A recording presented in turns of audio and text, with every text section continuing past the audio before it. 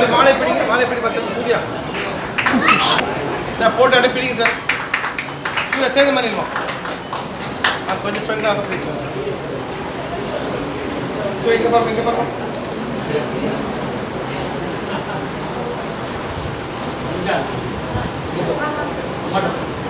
கருணைக்கடன் காஞ்சி மாமன் கங்கை நாயகன் மகாபெரியவர் நமஸ்காரம்.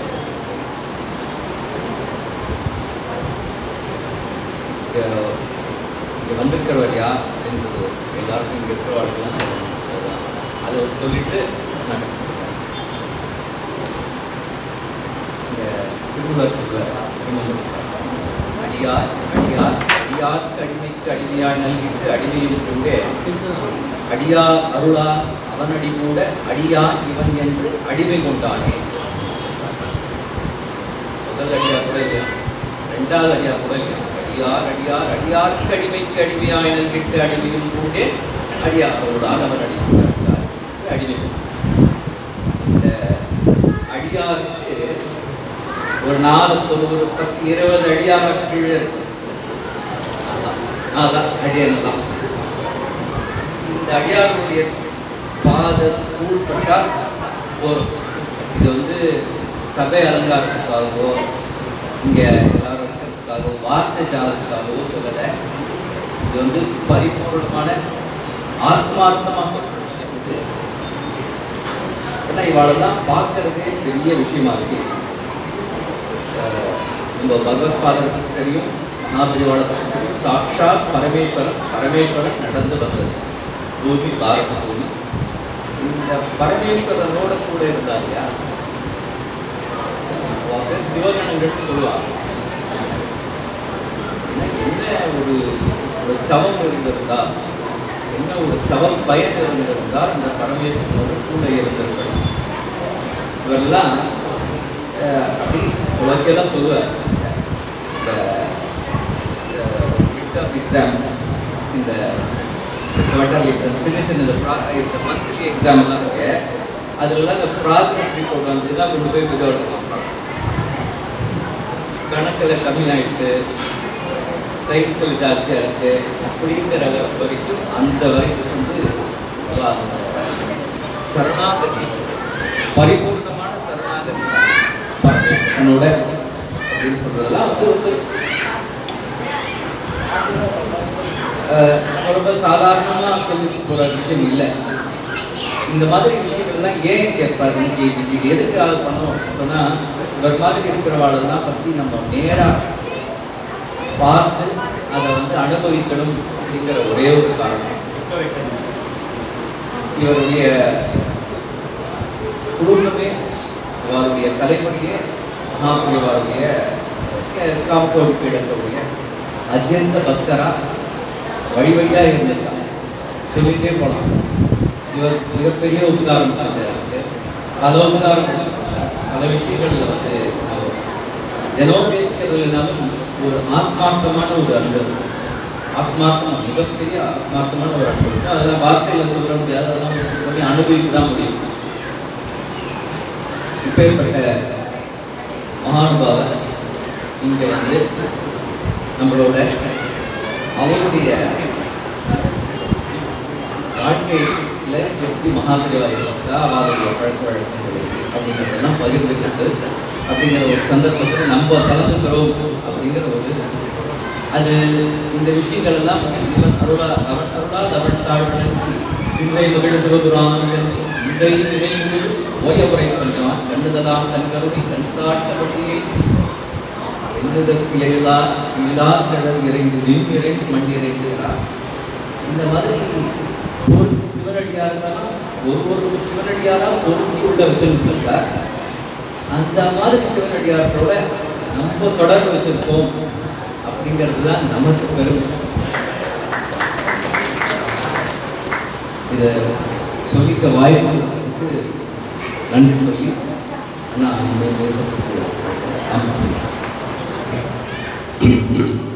சார்ந்து வணங்கி துதிப்பாடி ஆடி உங்கள் சன்னதி சரணடைந்தோம். சாந்த சித்த சௌபாகியங்கள் யாவையும் தந்தருள்வாய் சத்குரு நீயே. பரமாச்சாரியாருடைய பரமானுக்கிற விசேஷத்தினாலும் தாயாரின் வழிகாட்டுதலின் பேரிலும் அவர்களுடைய பரிபூர்ண ஆசியாலும் எண்ணற்ற திருப்பணிகளை தொடர்ந்து எந்த எதிர்பார்ப்பும் இல்லாமல் செய்து வரும் இந்த திவ்ய தம்பதிகள் பூஜா மகேஷ் அவர்களுடைய பணி உன்னதமானது. It is good to think well and it is divine to act well. இதுதான் அவர்களுடைய லட்சியம். இந்த ஆதி தியாகிஹர ஆஞ்சநேயர் பொருள் இருக்கும் இந்த புனித நங்கை நல்லூர் கஷேத்திரத்தை மேலும் இவர்களுடைய பணிகளால் புனிதமாக்கிக் கொண்டிருக்கிறார்கள் என்று சொல்வது மிகையாகாது. இது நிசப்தனமான உண்மை. இப்போது நிகழ்ச்சிக்கு போவோம். நான் ஒரு கற்பனை ஓட்டம். வைகுண்டத்தில் பெருமாளுக்கு ஒரு ஆசை, சின்ன சின்ன ஆசை என்று கூட வைத்துக் கொள்ளலாம்.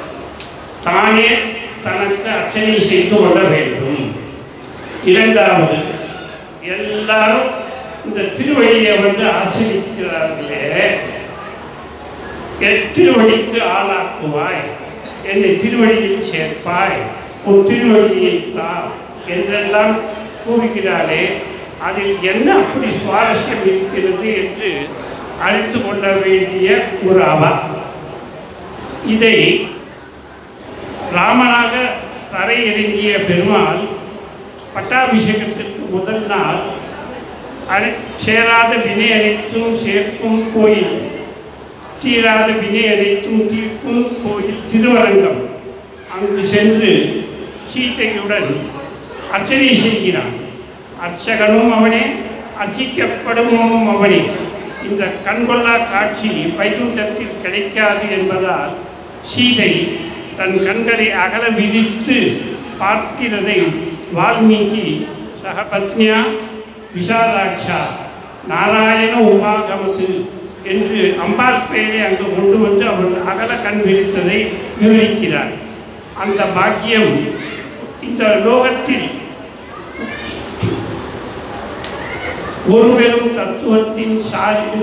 இரண்டாவது, இந்த திருவடி பிரளய காலத்தில் கிருஷ்ண பரமாத்மா ஆலமா மரத்தின் இடைமேல் ஒரு பாலகனாய் ஞான மேலும் உண்டவர் தன் கட்டை விரலை தன் வாயில் வைத்து இந்த திருவடிக்கு என்னதான் அப்படி விசேஷம் இருக்கிறது என்று ஆராய்ச்சி செய்கிறான் என்று பெரியோர்கள் சொல்லுவார்கள்.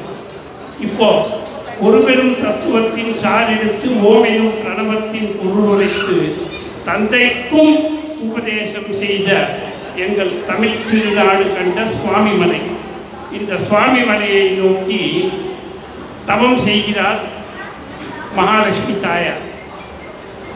8 வருஷத்துக்கு அப்புறம் தனக்கு ஒரு இரண்டாவதாக ஒரு புத்திர பாக்கியம் வேண்டும் என்று ஒரு புத்திர காமேஷ்டி யாகம் செய்தால் புத்திரன் கிடைப்பான் என்பது சத்தியம்.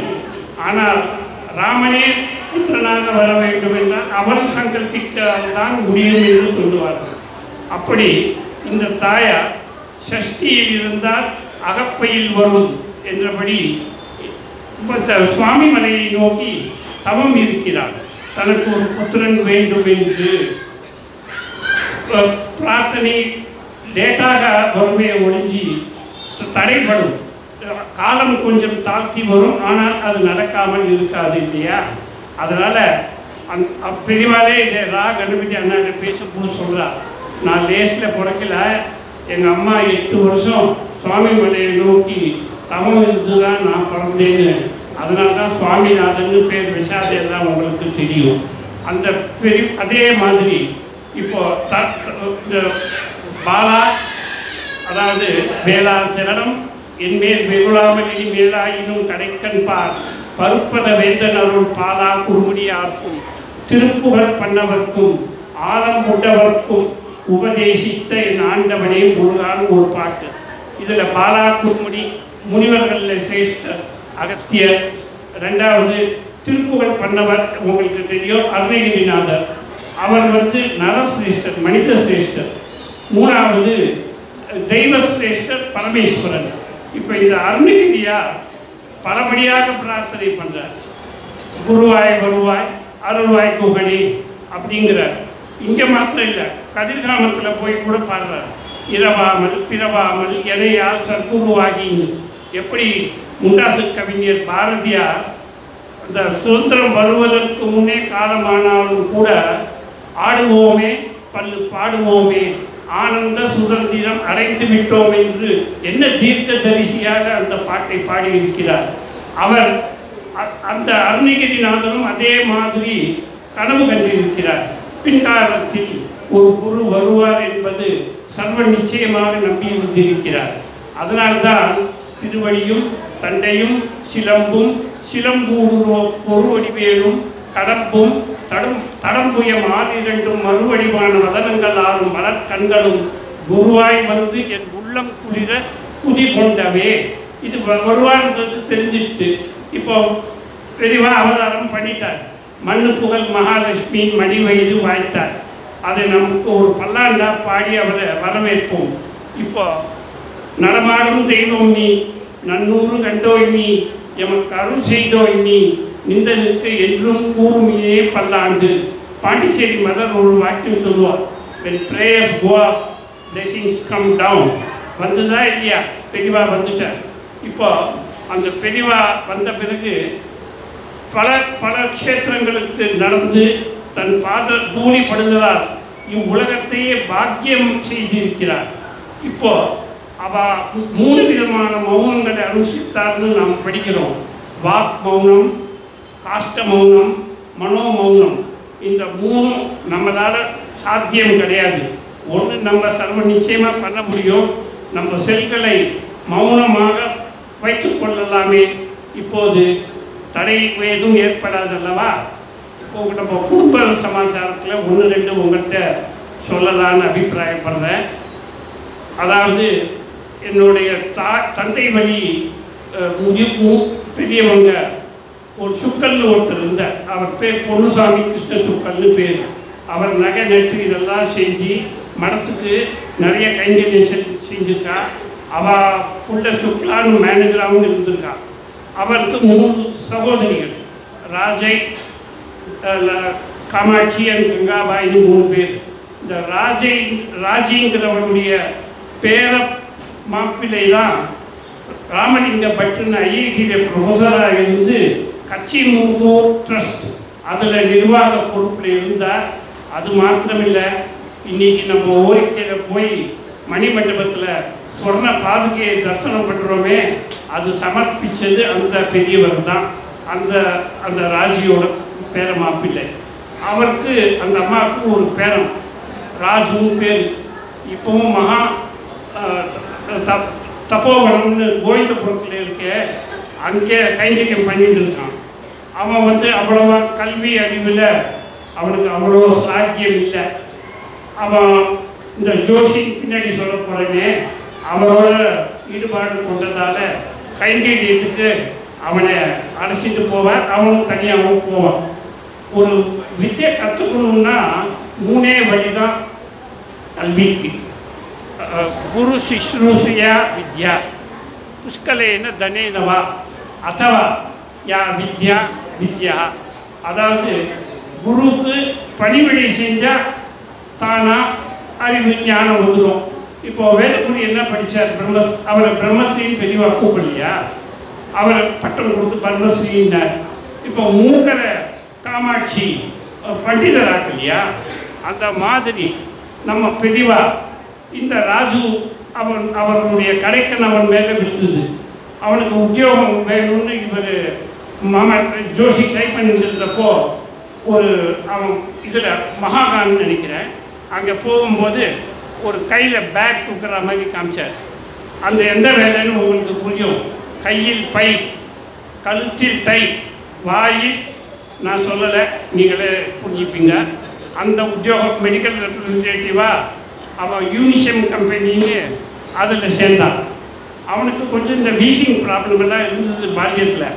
ஹம்பின்ற ஊரில் பெரியவாவுக்கு விஸ்வநாத ஐயர் ஏதோ கொடுத்து அனுப்பும்போது, ஏண்டா உனக்கு வீசிங்கா, டிபியா, க்ஷயரோகமா, எல்லாத்தையும் அந்த ஹார்ட் லங் சம்மந்தமான எல்லா வியாதிகளையும் சொல்லி ஒன்றும் இல்லை போடாண்ட. இன்றைக்கி பரியந்தான் உனக்கு அந்த வியாதி இல்லை. அடுத்தது காமாட்சி. காமாட்சிங்களுடைய பேரன்தான் வைர வியாபாரி. மடத்துக்கு நிறைய கைங்கரியம். பெரியவாளுடைய புகழ் சூரிய சந்திரால் இருக்கிற வரைக்கும் இருக்குன்னா இவரும் அவரோட கலந்து அந்த கைங்கரியத்தில் இருந்ததால் இன்றைக்கும் நிறைய அவரை பற்றி சொல்லணும்னா அது தனியாகவே ஒரு சாப்டராக சொல்லணும். அதனால் சொல்லலை. அவள் பத்னி வசந்தியும் சீதர் ஜோஷியும் நிறைய சொல்லியிருக்கா. அவரது ஒரே ஒரு சமாச்சாரம் மாத்திரம் உங்கள்கிட்ட சொல்கிறேன்.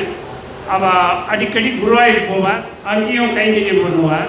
அப்போ அந்த குருவாயூரில் மேல் சாந்தின்னு சொல்லுவாள்.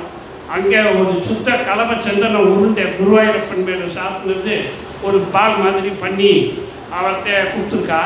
கூட அவரோட ஃப்ரெண்டு யாரோ இருந்திருக்கா போல இருக்கு. அவர் கேட்டாராம், இது என்ன பண்ண போகிறேன் நீ அப்படின்னு. நான் என்ன பண்ண போகிறேன், இது எடுத்து போய் பெரியவாட்டை தான் கொடுப்பேன் அப்படின்னாலாம். சரி நானும் வரேன்னாலாம். 2 பேருமா சேர்ந்து ஓரிக்கையில் முகாம் அங்கே போயிருக்கா. போன உடனே இந்த கலபத்தை சந்தன உருண்டைய பெரியவாட்டை கொடுத்துருக்கா. வாங்கி தலைமையில் சிறுசில் தரிச்சுண்டா பெரியவா. அப்போ இவர் பக்கத்தில் வந்தவர் அவர் சொல்கிற, ஏன்னா எனக்கு புத்திர பாக்கியமே இல்லை, நீ சொல்லி எனக்கு அனுகிரகம் வாங்கி கொடுன்னு சொல்லியிருக்கா. இவா பெரியவாட்டை விஞ்ஞாபனம் பண்ணியிருக்கா. இந்த ஜோஷி எது சொன்னாலும் பெரியவா கேட்பா. எழுந்து இவருக்கு பிரசாதம் கொடுங்கன்னா கொடுப்பா, என்ன சொன்னாலும் கேட்பா. அந்த மாதிரி ஒரு அத்தியந்த சுபாவம் அவருக்கு. ஒரு அன்பை கைங்கரியம் பண்ணதால அந்த ஒரு கடாட்சம் அவர் மேலே விழுந்திருக்கு. அப்போ அந்த கலபத்துலேருந்து ஒரு சின்ன துண்டு எடுத்து இதை அவனுக்கு சாப்பிட சொல்லு அப்படின்னா ஒரு குழந்தையும் பிறந்திருக்கு. அந்த குழந்தைக்கு இந்த கான்செல் இந்த ஹேர்னு ஒரு தலை இது முடி காணிக்கை செய்யும்போது தலையில் ஒரு கோழி அளவுக்கு ஒரு கட்டி மாதிரி இருந்திருக்கு. அதை இன்வெஸ்டிகேஷனுக்கு எல்லா எய்ம்ஸ் எல்லாம் அமைச்சிருக்கா. இவர் பயந்து போய் மறுபடியும் ஜோஷி வீட்டுக்கு வந்து என்னை கூட்டிகிட்டு போ, எனக்கு பயமாக இருக்குது அப்படின்னு சொன்னால் 2 பேரும் மறுபடியும் பெரியவாளை தரிசனம் பண்ணுறதுக்கு ஓரிக்க போயிருக்கா. இந்த தகவலை பெரியவாட்டை விஞ்ஞாபனம் பண்ணியிருக்கா. பெரியவா சொன்னாலாம், அன்னைக்கு நீ சந்தன கலம்பம் கொடுத்திய, அது நான் எங்கடா வச்சுட்டேன் அப்படின்னாலாம். தலையில் தான் வச்சுட்டீங்க. எப்படி வச்சுட்டேன், அதெல்லாம் யார் பார்க்குறா தெரியாது. பெரியவா சொல்கிறா, நான் வஸ்திரத்தோட தலையில் வச்சுக்கிட்டேன்டா. இப்போ மஞ்சள் கரையோ ஏதோ ஒரு ஆடையில் பட்டால் அந்த கரை நீங்கிறது இல்லை இல்லையா, அந்த மாதிரி அந்த கரை நான் ஸ்நானம் பண்ணும்போது பார்த்தேன், அது இருந்ததுடா அந்த கரை, அதான்டா இது, நீ இதுக்கு ஒன்றும் பண்ண வேண்டாம் அப்படின்ட்டா. அது சரியாக போயிடுச்சு. பெரியவாளுக்கே ஒரு தரம் தலையில் பைசா அளவுக்கு ஒரு கோடி அளவுக்கு ஒரு கட்டி வந்ததுன்னு வயசா மாமா சொன்னார் ஒரு தரம். இவ்வளோ பெருசாக இருக்கே பெரியவா, என்ன பண்ணுறதுன்னு கேட்டதுக்கு அந்த மெடிக்கல் லைனில் பெரியவா எக்ஸ்பர்ட் வேத்தியோ வைத்திய சதாயம் இல்லையா, கண்டபூரஸ் அப்படின்ற ஒரு மருந்து இருக்குது, நாட்டு மருந்துன்னு நினைக்கிறேன். அதை கொண்டு வந்து தடவு அப்படின்னாலாம். தடவுனோட அது அமைதி போச்சு, இருந்து எனக்கு தெரியாத. இது அந்த ஜோஷியோட மகிமை. ஜோஷி வந்து பெரியவா எங்கே என்ன தேவையோ இங்கே அவள் நினைப்பா. இப்போ நம்மளாம் வேண்டத்தக்கது அறிவோய் நீ, வேண்ட முழுதும் தருவோய் நீன்னு பரமேஸ்வரனை நோக்கி பிரார்த்தனை பண்ணுறோம். பெரியவா எல்லாத்தையும் பரமேஸ்வரன் மாதிரி எல்லாருக்கும் அனுகிரகம் பண்ணியிருக்கா. ஆனால் பெரியவாளுக்கும் சில இதெல்லாம் தேவைப்படுமோ இல்லையோ, டார்ச் லைட்டுக்கு செல்லு, இந்த வப்பனம் பண்ணுறதுக்கு அந்த நைஃப், கத்தி, கடுக்கா, இலை. அப்புறம் அதே மாதிரி அந்த சைடில் நான் இருக்கும்போது மகாராஷ்டிரா சைடில் தயிர் பால்லாம் ரொம்ப கஷ்டம். தினம் ட்ரெயினில் பால் காய்ச்சி வர குத்துறதுக்கு தயிரும் கூட அனுப்பிச்சி கம்பார்ட்மெண்ட்டில் போய் யாராவது பெரியவாட்ட போயிட்டே இருப்பா இல்லையா, கொடுத்து அனுப்பிச்சிடுவார். அதை ஏகாம்பரம் மாமா சொல்லும்போது இந்த மகாராஷ்டிரா யாத்திரையே இந்த ஜோஷி இல்லைன்னா கஷ்டமாக இருந்திருக்குண்டான்னு பெரியவாளே சொன்னாலாம். அதுக்கு மேலே நமக்கு என்ன சர்டிஃபிகேட் வேணும். 3வது கங்கா. அந்த கங்கா வந்து அவருடைய பேரன் தான் இன்றைக்கி உங்கள் முன்னாடி உங்களை நமஸ்காரம் பண்ணிவிட்டு பெரியவாளை பற்றி பேசுறதுக்கு உட்காந்துருக்கிற ராஜாஜிங்கிற அடியேன் தான். ஒரு குவாலிஃபிகேஷனும் கிடையாது. பெரியவாளுக்கு பரம பக்தியாக பூஜை பண்ணினேன். நிறைய எல்லாரும் வந்து ஸ்ரீராமஜெயம் எழுதுகிற மாதிரி நான் வந்து ஒரு 2-3 நோட் புக்கில் ஸ்ரீ ஸ்ரீ சந்திரசேகரேந்திர சரஸ்வதி சுவாமி அனந்த கோட்டி சாஷ்டாங்க நமஸ்காரம்னு நோட் புக் ஃபுல்லாக எழுதி அது பெரியவாளை பார்த்துருக்கா மகாகான் சைடில். அந்த ஒரு பாக்கியம்தான், வேறு எந்த ஒரு குவாலிஃபிகேஷனும் கிடையாது. இப்போ பெரியவா அவதாரம் பண்ணிட்டா. அவள் பிறந்த ஊர் எதுங்கிறது நிறைய பேர் ஈச்சங்குடிங்கிறா, விழுப்புரங்கிறா, கலவைங்கிறா. இதில் ஒரு சுவாரஸ்யம் பாருங்கள், உங்களுக்கு தெரிஞ்சிருக்கும்னு நினைக்கிறேன். அந்த காலத்தில் ஒரு தோசைக்கல் ரெக்கார்டு ஒன்று HMVயில் ரிலீஸ் பண்ணுவாள். அந்த மாதிரி ஒரு ரெக்கார்டு, ஒரு பாட்டு, கலவையில் ஒரு நாள் பேரொளி பிறந்தது. பெரியவா பிறந்தது விழுப்புரம், பாட்டு ரெக்கார்ட் ஆயிடுச்சு. இப்போ நம்ம இந்த கம்ப்யூட்டர்லாம் ரெக்கார்ட் பண்ண இப்போ பரத்தெல்லாம் உடனே அது அவை சைட்லேருந்து அவை குறிப்பை நீக்கிடுவோம். அப்போ அந்த பாசிபிலிட்டிலாம் கிடையாது. ஸோ இந்த ரெக்கார்டு எடுத்துட்டு தேனம்பாக்கத்துக்கு போகலாம். சீர்காழி கண்ணில் ஒரே தாரையாக ஜலம். பெரியவா ஒரு தப்பு நடந்துச்சு, இந்த மாதிரி நீங்கள் பிறந்தது விழுப்புரம்னு இப்போது கேள்விப்பட்டேன், ஆனால் யாரோ எழுதி கொடுத்தா எய்தவன் இருக்கா அம்பை நோவானுன்ற மாதிரி நான் இதை பாடிவிட்டேன், என்ன பண்ணுறதுன்னா இதுக்கு யார் சமாதானம் சொல்ல முடியும்? எல்லாருக்கும் லோகமே பிரசித்தி. பெரியவா விழுப்புரத்தில் பிறந்தாங்கிறதுக்கு அவளே ஒரு தரம் ஒரு அணுக்க தொண்டரோடு அந்த ரூமில் உட்காரும்போது நான் இந்த ரூமில் தான்டா பிறந்தேன் அப்படின்னு சொன்னாராம். இதுக்கு மேலே நமக்கு என்ன அத்தாரிட்டி வேணும்? இதுக்கு பெரியவா சமாதானம் சொல்கிறா, சால்ஜாப் சொல்கிறா அவனுக்கு, டேய் ஒருத்தன் பிறக்கிறான்னா அது நான் பிறந்தது வந்து ஒளின்னு எடுத்துட்டேன்னா எனக்கு இன்னொரு துறவரம் எடுக்கிறப்போ அது இன்னொரு ஜென்மாடா சந்நியாசம். அது ஒளின்னா நான் என் குருநாதரோட சந்நியாச ஆசிரம தர்மத்தில் புகுந்தது கலவை இல்லைடா, அது பேரொளி, அதனால் தப்பு இல்லைன்ட்டார். இந்த மாதிரி வியாக்கியானம் யார் அதை சொல்ல முடியும்? அவர் தான் சொல்ல முடியும். இதுக்கப்புறம் பெரியவா வந்து அந்த எங்கள் குடும்பத்தை பற்றி வரணும்னா என்னுடைய தாயார் அனுசூயான்னு இருந்தால் அவள் சின்ன வயசுலேயே பெரியவாட்ட அடிக்கீழ் அமர்ந்து புகுந்தேனே அப்படின்னு இந்த திலகை இருக்கிறதே அதுதான் என்னுடைய தாயார். கும்பகோணத்தில் அநேகமாக அது எவாக்குவேஷன் பீரியடாக இருக்கும்னு நினைக்கிறேன். அப்போ மடத்து வீடை ஒழிச்சு கொடுத்து எங்கள் குடும்பத்துக்கு தங்கறதுக்கு பெரியவா அந்த மடத்து வீடை ஒழிச்சு நீங்கள் எலக்ட்ரிஃபை பண்ணிக்கோங்க, அதுக்கப்புறம் போகும்போது அதெல்லாம் எடுத்துக்கோங்கன்னு சொல்லி அந்த வீட்டை கொடுத்து அந்த வீட்டிலேயே இருந்துக்கா எங்கள் அம்மா. இதோடு இல்லை, இதை பெரியவா அங்கீகாரம் பண்ணுறா. ஒரு சமயம் அவர் எங்கள் அம்மாவோட மாமா மேயர் மெட்ராஸில் இருந்தார், சிவசங்கர மேத்தான்னு. அவர் ஒரு தடவை பெரியவாளை தரிசனம் பண்ணிகிட்டே இருக்கும்போது நிறைய கூட்டம், கிட்ட போக முடியல. எங்கள் அம்மா பின்னாடி நிற்கிறார். பெரியவா கேட்குறா, அந்த ஞாபகம் அபார சக்தி, ஃபினாமினல் மெமரி, இதுக்கு ஒரு உதாரணம் இது. நான் கும்பகோணத்தில் மடத்து வீடு கொடுக்கும்போது ஒரு சின்ன பொண்ணு பாவாடை சட்டை போட்டுட்டு இருந்தாலே அது ஆறு அப்படிங்கிறார். இவருக்கு தெரியல. அந்த குரல் கேட்டு எங்கள் அம்மா நான் தான் சொன்னோடனே கிட்ட கூப்பிட்டேன். மீதி பேருக்கும் பாதகம் ஏற்படக்கூடாது, இவனையும் கிட்ட கூப்பிடணும். அந்த நம்ம மனசார பிரார்த்தனை பண்ணோம்னா அது பெரியவா சூஷ்மமாக நாஜூக்காக நிறைய வச்சு கொடுத்துருவாள். அந்த மாதிரி நடக்குது. அதே மாதிரி எங்கள் அம்மா இவங்களுக்கு அந்த ஜோசிய பைத்தியம் ரொம்ப உண்டு. நிறைய ஜோசியர் வரும்போதெல்லாம் ஜாதகத்தை காமிச்சிக்குவான். அதில் ஒரு ஜோசியர் எடா உடமா நீ இதுக்குள்ளே உன் காலம் முடிஞ்சு போச்சுன்ட்டான். தினம் கதறுவான். நான் அம்மா கூட ஒரு தரம் பெரியவா தரிசனம் பண்ணும்போது இதை எடுத்து சொல்லிட்டேன். உடனே பிரசாதம் கொடுத்து குங்குமமும் கொடுத்துட்டான். கொடுத்த உடனே நான் அம்மாட்ட சொன்னேன், இனிமேல் அந்த பேசிக்க இடமில்லை அப்படின்னு. அதுக்கு மேலே ஒரு 5-6 வருஷம் இருந்தான்னு வச்சிங்க, அது ஒரு விஷயம். ரெண்டாவது எங்கள் அப்பாவுக்கு வந்து லக்னோவில் டிரான்ஸ்ஃபர் பண்ணிட்டாங்க. நாங்கள் இங்கே தான் இருந்தோம். அப்போது நாங்கள் போய் பெரியவாட்ட விஞ்ஞாபனம் பண்ணலான்னு போவோம். அப்பா ஆரம்பித்தோடனே லக்னோவிலே சேவமாக இருக்கணும்னுவார். கிடையாதுங்கிறத சொல்லிடுவார். அது நமக்கு அப்போ புரியாது.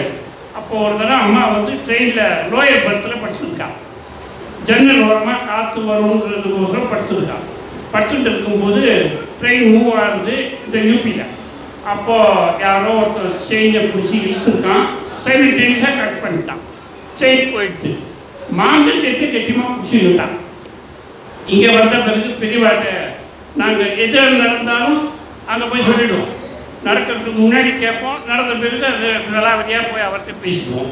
அப்படி போகும்போது ஒரு தடவை அம்மா அந்த பெரியவாட்ட சொன்னோம், நாங்கள் இந்த மாதிரி லக்னோ, நீ இங்கே பாருங்க ஒரு வேடிக்கை உங்களுக்கு புரியும்னு நினைக்கிறேன். நீ அப்பர் பர்த்தில் படுத்துக்கலையோ அண்டர் பர்த்தில் படுத்துட்டியா, புரியுறதா? சம்பந்தர் அப்பர் கொண்டு வராதுங்க. அது கிடைக்காதுங்கிறத அறிவிச்சிட்டார். அது கிடைக்கல, அது வேறு விஷயம். அந்த மாதிரி அம்மா அப்பா வந்து என்ன கஷ்டம் இருந்தாலும் எப்போ இருந்தாலும் குதிரை வண்டி, மாட்டு வண்டி, பஸ்ஸு, பெரியவா தரிசனம் பண்ணுறதுக்கு ஓடி போயிடுவோம். அதில் ஒன்றும் இதுவே கிடையாது. இந்த பரத் எடுக்கிறவர்ஸ் எல்லாம் ஒரு நடுவில் ஏதாவது யாராவது பேசும்போது அப்படி டிவேட் ஆகி போயிடும் இல்லையா? அந்த மாதிரி ஒரு விஷயம். இந்த ஐஜின்னு ஹைதராபாத்தில் ஸ்ரீனிவாசன் ஒருத்தர் இருந்தார், பெரிய மகான். அவர் வந்து ஸ்காலர் ஃபார் எக்ஸலன்ஸ். அவர் ஏதாவது காலையில் இருந்த உடனே மெடிடேஷன் பண்ணுவார், பூஜை புரஸ்காரம் எல்லாம் பண்ணுவார். As author books. உத்தர கீதான்னு ஒரு புத்தகம், குண்டலினி யோகான்னு ஒரு புத்தகம். அந்த அவர் வந்து நான் முதல் பேட்டிலே சொல்லியிருக்கேன், அந்த நான் காலேஜ் எக்ஸாம் பாஸ் பண்ணுவேன்னா இல்லையான்னு தேனம்பாக்கத்தில் போய் நிற்கிறேன், எப்படி கேட்குறதுன்னு. அப்போ இந்த ஸ்ரீனிவாசன் சார் உள்ள பெரியவாட்ட பாகவத சப்தாங்கெல்லாம் பண்ணுவார். அவர் சொல்லுவார், if I want to see Lord Krishna you will appear in my dreams சொல்வார். அப்பேற்பட்ட மகானுபாவர் அவர் வந்து என்கிட்ட வந்து சொன்னார், இந்த மாதிரி எதையும் கேட்காத, உனக்கு என்ன வேணுமோ மனசில் நினச்சிக்கோ, உனக்கு பதில் வரும் அப்படிம்பார். நான் என்னங்க சொன்னால் தானே தெரியும், இல்லைன்னா எப்படி தெரியும்? அப்போ நமக்கு அந்த பக்குவம் கிடையாது, அவர் தெய்வம்னு உணரலையே. அதனால் அவர் எங்கே இருக்காருன்னு பார்த்தேன். அவர் உள்ளே மறுபடியும் போயிட்டார். அப்பாடா பெரியவா உள்ளே வந்துட்டார். நேராக விஷயத்தை சொன்னேன், பெரியவா நான் பாஸ் பண்ணுவேன்னா மேலே படி இது பாஸ் பண்ணுவேனான்னு கேட்டால் கொஞ்சம் இதுவாக இருக்காதுன்னு சொல்லிவிட்டு, நான் மேலே படிக்கட்டுமா உத்தியோகத்துக்கு போகட்டுமான்னு இப்படி கேட்டேன். உத்தியோகத்துக்கு போனால் இது இந்த பாஸ் ப்ராப்ளம் சால்வ்டு. மேலே படினா March MSM March September March போக வேண்டியிருக்குன்னு நினைக்கிறேன். அதை பெரியவா என்ன சொன்னால், உத்தியோகத்துக்கு தான் போன்னு கையை காமிச்சிட்டா. பக்கத்துலேயே ஒரு பேங்க் மேனேஜர் நின்றுருந்தால் அது கேட்டால் அது விஷயம் இல்லை. இந்த ஐசி என்ன பண்ணார், பெரியவாட்டை அடிக்கடி போவார். அப்போது ஒரு நாள் வயசுன்னா கொஞ்சம் ப்ராப்ளம் வரதானே செய்யும், புருஷன் பஞ்சாயத்துனா கொஞ்சம் சண்டை சச்சரவு அது இருக்கத்தான் செய்யும். அப்போ தானே வாழ்க்கை ருசிகரமாக இருக்கும். அது அந்த மாதிரி நடந்துருக்கும் போது இவருக்குள்ள கொஞ்சம் அபிப்பிராய பேதம் ஏதோ ஏற்பட்டிருக்கு போல இருக்குது. அப்போது இவர் சொல்கிற, நான் சன்னியாசம் வாங்கிக்கிறேன் அப்படின்ட்டார். இதை சொல்லிட்டு தான் என்கிட்ட சொல்கிறேன், நீ கேட்காதுன்னு. அப்போ அந்த அம்மா சொல்கிறேன்னா, இப்போ என்னத்துக்கு அந்த அவசரம், பொறுத்துங்க, 4 வருஷத்துக்கு அப்புறம் வாங்கிக்கலாம் அப்படின்னு பதில் சொன்னாலாம். இது வீட்டில் நடக்குது. அப்போ அந்த ஐஜி சொல்கிற, சீனிவாசன் சார் சொல்கிற, இது நாம் என்ன தீர்மானம் பண்ணுறது, சன்னியாசங்கிறது அவள் எப்போ சொல்கிறாலோ அப்போ தான் நம்ம எடுத்துக்க முடியும் அப்படின்னு சொல்லி அன்றைக்கி போகிறா பெரியவா தரிசனத்துக்கு. உள்ளேருந்து வரும்போதே பெரியவா காவி வசனத்தை காமிச்சு 4 விரலை காமிச்சு அப்புறம் அப்படின்ட்டு இது இந்த அனெக்டோட் சொல்லிட்டு தான் என்கிட்ட சொன்னார். ஆனால் புதியில் ஏறலை.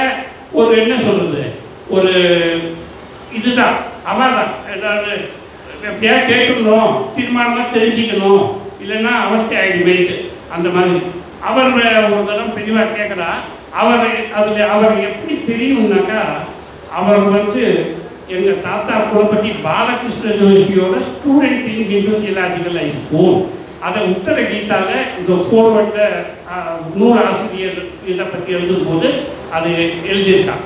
அதனால் எனக்கு இந்த விஷயம்லாம் தெரியும். பெரியவா ஒரு தடவை அவரை கேட்குறா, நீ ஏதாவது வீடு கட்டிருக்கியா, பணம் சேர்த்து வச்சுருக்கியா அப்படின்னு. இல்லைன்னா ஒரு வீடு கட்டு அப்படின்னா அங்கே ஒரு கிரவுண்ட் வாங்கி ஒரு வீடு கட்டினார். அதில் ஜலம் வரலை. எல்லா வாட்டர் டிவைனர் அந்த டிவைனர் எல்லாரையும் கூப்பிட்டு நோண்டி பார்த்தாச்சு, வரல.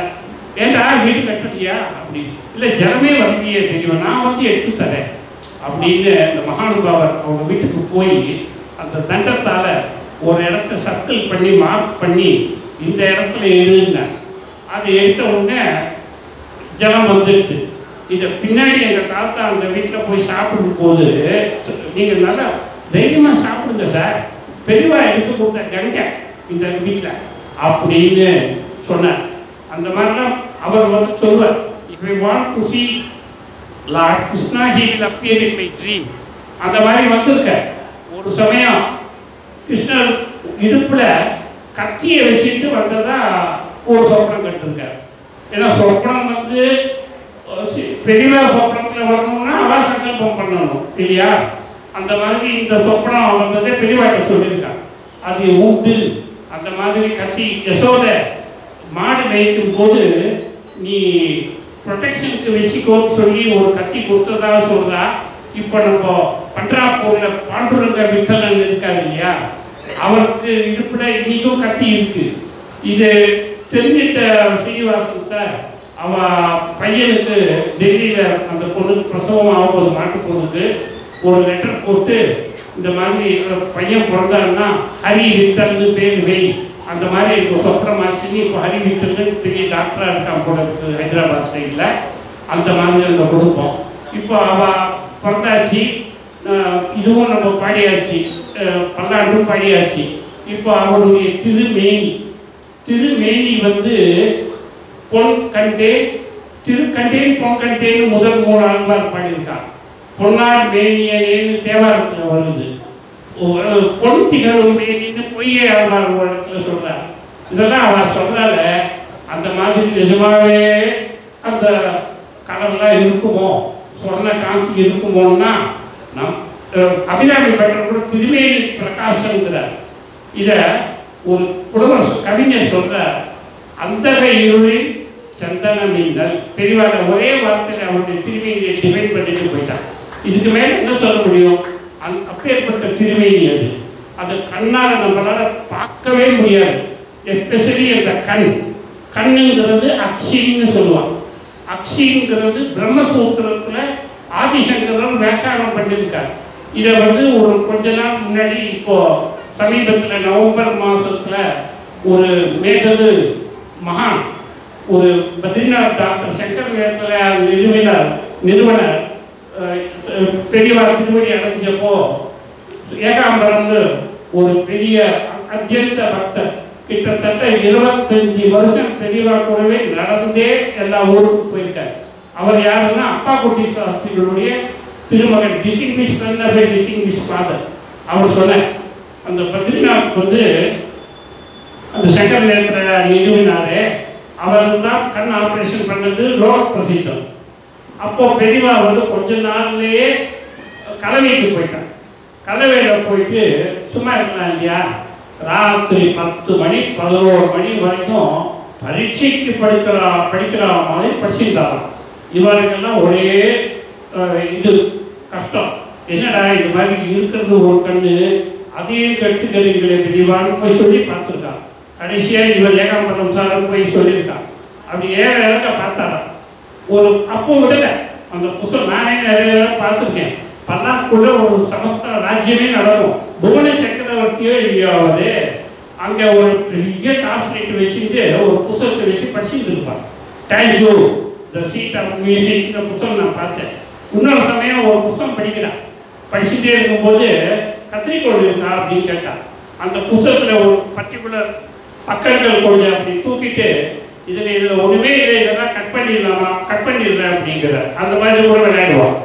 அப்போ இவெல்லாம் போய் சொல்லியும் அவன் கேட்கல. அதுக்கப்புறம் கொஞ்சம் நேரம் கழிச்சு படிச்சுக்கிட்டா கைத்து கட்டுல சொல்லி வச்ச மாதிரி 4:30 மணிக்கும் 5 மணிக்குள்ள இவன் யாருமே எழுந்துக்கல. அங்கே வந்து நிற்கிறார் டாக்டர் பத்ரிநாத். அப்போ பெரியவா இந்த டாக்டரை பார்த்து இவெல்லாம் ஏதோ சொல்லணும்னு அபிப்பிராயப்படுறா, என்னன்னு கேளுன்னு அப்படி காமிச்சு விட்டார். இவன் சொன்னான், நாங்கள் எவ்வளோ சொன்னாலும் கேட்கறது இல்லை, இருக்கிறது ஒரு கண்ணாடியை பூத கண்ணாடியை வச்சுட்டு படிச்சுட்டே இருக்கா, படிக்கிற மாதிரி அப்படின்னா. அப்போது அவர் பத்ரிநாத் வந்து இது ஏன் சொல்கிறேன்னா, அக்ஷிங்கிறது கண்ணுன்னு சொன்னோம் இல்லையா, இதெல்லாம் அவர் தான் சொல்லி கொடுத்தாரு. எனக்கு சம்ஸ்கிருதம் தெரியாது, இங்கிலீஷும் தெரியாது, ஒன்றும் தெரியாது. அவர் தான் சொன்னது. அப்போது அந்த பிரம்மசூத்திரத்தில் அவர் என்ன சொல்கிறாருன்னா, ஒருத்தருடைய தேஜஸ் ஓஜஸ் ரெண்டுமே அங்கத்தில், தேகத்தில் இருக்கிற அங்கத்தில் எங்கேயும் புலப்படாது, நயனத்தில் தான் புலப்படும், கண்களில் தான் தெரியும், கண்ணோடு கண்ணினை நோக்கத்தின். அதை இவர் பண்ணார். ஆப்ரேஷன் பண்ணும்போது இவர் பிரம்மத்தை பார்த்துட்டு இருப்பாரோ இல்லவோ, அதனால் அவர் சொல்கிற 10 அடி தள்ளி தான் நிற்பார் டாக்டர் பத்ரிநாத். அந்த வினயம், சிம்பிள் லிவிங், ஹை திங்கிங், சாதா ஜீவன், ஊஞ்சே விசார் அப்படி நடந்து காட்டி ஒரு பெரிய ஆஸ்பத்திரி நிறுவனி இன்னைக்கு இவ்வளோ பேர் பயனடைகிறாங்க. மெட்ராஸ்க்கே ஒரு லேண்ட்மார்க்காக இருக்குன்னா அவர் எப்படி இருக்கணும்?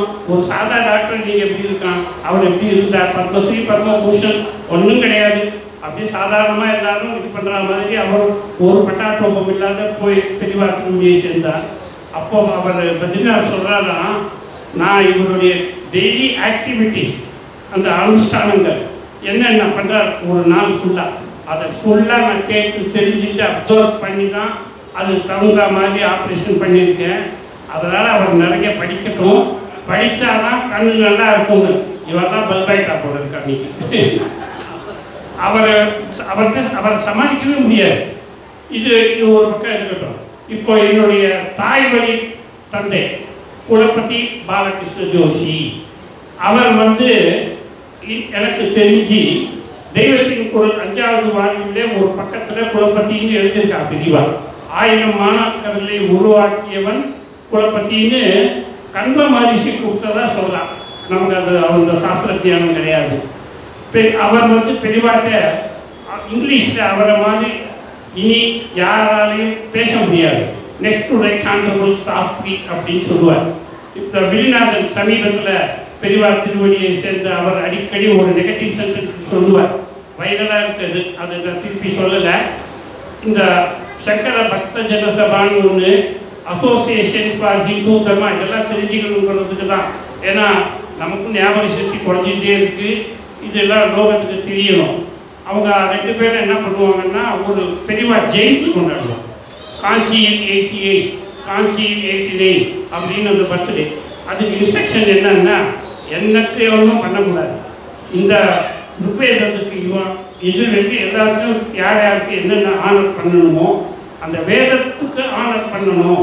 என்னை பற்றி ஒன்றும் பேசக்கூடாது, எனக்கு ஒன்றும் பண்ணக்கூடாது அப்படின்னு சொல்லுவாள். அதில் கடைசி ஸ்பீக்கராக எங்கள் தாத்தாவை போடுவார். ஏன்னா ஆடியன்ஸ் கலையக்கூடாது இல்லையா, அதனால் போடுவாள். அதில் நிறைய பேசியிருக்கா.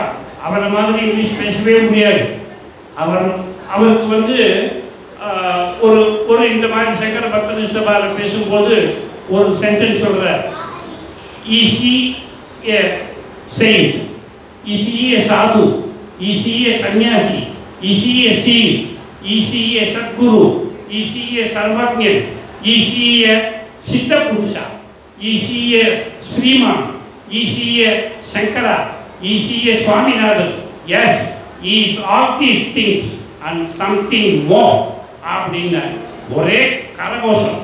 அதுக்கு மேலே கடைசியாக சொல்கிற, God in flesh and blood, தெய்வம் மனுஷ ரூபேனா, அதுதான் பெரியவா. இப்போ அவர் என்னுடைய பாட்டி காமாட்சின்னு பேர், ஜாஸ்தி பேச மாட்டா. ஒரே ஒரு சம்பவம் சொல்கிறேன். ஒரு தடவை 2 பேருமா பெரியவாளை தரிசனம் பண்ண போகிறா. அப்போது இவர் கொஞ்சம் உடம்பு சௌகரியமாக இல்லை போல இருக்கு. பெரியவாட்ட சொல்கிறேன், இப்போ பெரியவா தாத்தாட்ட தெலுங்கில் தான் பேசுவான். ஏன்னா அவர் படித்தது தெலுங்கு மீடியம். பெரியவாக்கு எல்லா பாஷையும் தெரியும், அதில் பாண்டித்யமும் உண்டு. அதை பின்னாடி ஒரு இன்ஸ்டன்ஸ்க்கு சொல்கிறேன் உங்களுக்கு. அப்போது அந்த அம்மா சொல்கிறா, இவர் ரொம்ப வீக்காக இருக்காது, எனக்கு பயமாக இருக்குது அப்படின்னா. நம்ம இப்போ A to Z scan, CT scan, ultrasound scan என்னென்னவோ பண்ணுறோம். ஆனால் எது உண்மைன்னு நமக்கும் தெரியறதில்லை, டாக்டரும் சொல்கிறதில்ல. அது வேறு விஷயம். பெரியவா உடனே இந்த வஸ்திரத்தை உள்ளே போய் அந்த வஸ்திரத்தை போத்திட்டு உள்ளே போய் பார்க்குறேன். அப்படி வஸ்திரத்தை தூக்கிட்டு முந்துக்கான்ட்ட நரம்புடாமத்த பாகம் உண்ணிந்த முன்ன காட்டிலும் இப்போ நரம்பெல்லாம் ஸ்ட்ராங்காக இருக்குது. ஏன் பயப்படுற? நீ ஓ மாங்கல்யத்தை பார்க்குற, என் காமாட்சிக்கு ஒரு மாங்கல்யம் பண்ணி போடுவியா, இப்போ பேர் காமாட்சி இல்லையா, உடனே பண்ணி போட்டா. அது அதுக்கப்புறம் அவர் ரொம்ப நாள் இருந்தார். இந்த திருமேனி பிரகாசம்னு சொல்லும்போது சந்திரபாகா இவர்கிட்ட பெரியவாளுக்கு அன்றைக்கி ஒப்படம் போகணுமே, அதெல்லாம் எனக்கு ஒன்றும் தெரியாது. ஏன்னா வந்து ஒரு எக்ஸ் மாதிரி 2 குச்சி வச்சா இந்த சைடு அந்த தண்டம் கீழே வைக்கக்கூடாது போல இருக்குது. அதனால் அந்த தண்டத்தை அதில் சாச்சா வந்து உட்காந்தா அந்த ஒப்படம் நடந்துகிட்டே இருக்குது. மேலே சூரியன் அந்த காந்தி இவர் மேலே படுது, பார்க்கவே முடியல. அப்போது அந்த பண்ணுறவன் கத்தியை கையில் வச்சுட்டு ஏதோ ஒரு விஞ்ஞாபனம் கேட்குறான். அதுக்கு பெரியவா சொல்கிறா, இந்த கத்தியை கீழே வச்சுட்டு கேளு அப்படிங்கிறான். இந்த கத்தியை வச்சு மிரட்டுற மாதிரி கேட்போம், அது கீழே வச்சுட்டு கேளு அப்படின்னா அது ஒரு அனுபவம். அந்த வஸ்திரம் சந்திரபாகாவில் குளிக்கும்போது அங்கங்கே நின்றுதா எல்லாரும். எனக்கு ஒன்றும் தெரியாது, எனக்கு நீச்சலும் தெரியாது, குளிக்கவும் தெரியாது. ஸோ நானும் வேடிக்கை பார்த்துட்டு நின்றுந்தேன். அப்போலாம் வயசு கம்மி இல்லையா, அப்போ எல்லாம் நின்றுட்டு கதை இருக்குதுன்னு பார்த்தா என் கூட ரவும் ஒருத்தன் வந்திருந்தான், பெரிய ஜோஷியோட கைங்கரியம் பண்ணுறான். அவன் கூட தான் போயிருந்தேன்.